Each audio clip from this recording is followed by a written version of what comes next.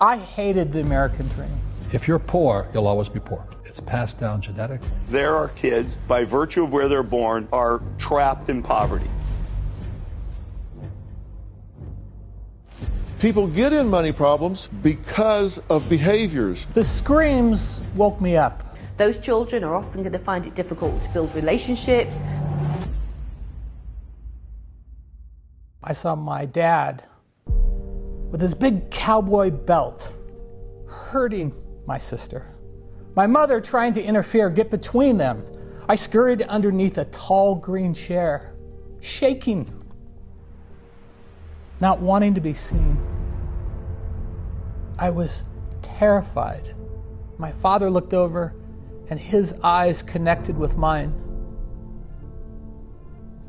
I knew what was going to happen. He was going to beat me next. And for whatever reason, he stopped and he walked away. Within a few days, my mom decided to pack up our family and move 150 miles away, not for her own security, but for the safety of her family. She got a job making salads for $1.25 an hour. I hated the American dream. The kids who had the perfect house, the model mother and dad, the perfect clothes, the perfect haircut. I hated it. I hated it because I didn't have it. I wanted to destroy that scene. I went to a powder puff football game. I bought 24 eggs, and I went out there and I decided I'm going to throw eggs at these girls while they're playing in the powder puff football game. After launching a couple eggs, some of the parents started to yell at me, trying to talk to me. I wouldn't listen to them. I was a juvenile delinquent. I didn't need to listen to anyone. I felt a tap on my shoulder, and I turned around.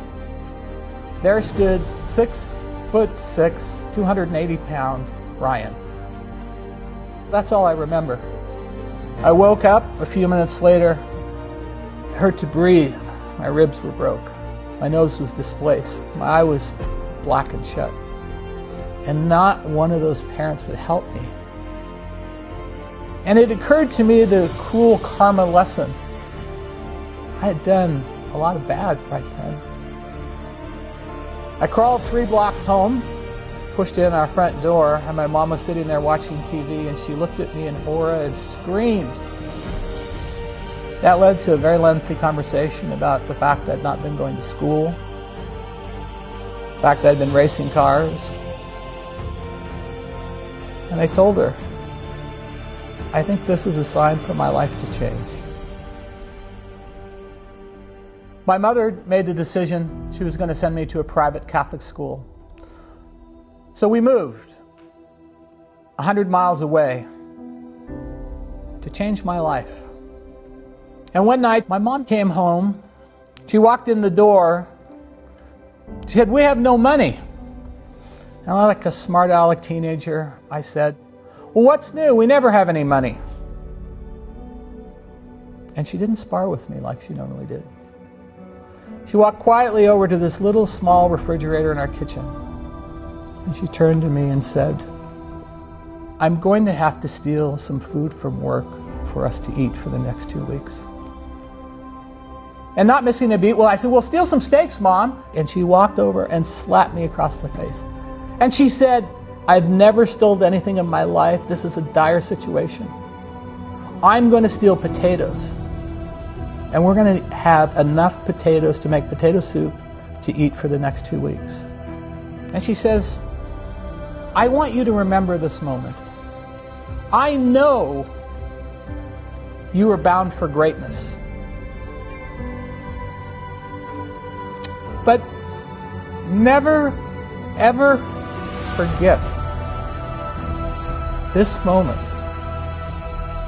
Find the power in this, son. Find the power in this moment. In the darkest of times, you have to stop. Take a time out. Make sense of the things that have happened to you in your life. The pain, the struggle, the poverty.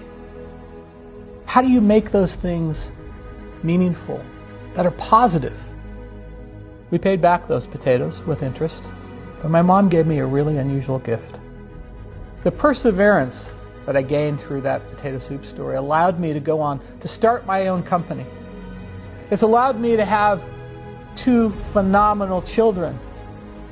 It taught me the values and the ethics that I needed to have, both in my company and in my family. We created the Potato Soup Foundation, and it's helped hundreds of people. No one in my life will ever go hungry again. No one will ever have to steal potatoes again. My mom did that. My mom was a very positive force for the negative things that happened to our life. We use those things as rocket fuel to propel us to the future, to give new generations hope. Sometimes when you go through these negative events, they seem such a horrific part of your life. But the key is looking back on the pain of your life and seeing, how do I let this motivate me for a better future? Use it as fuel to propel you forward.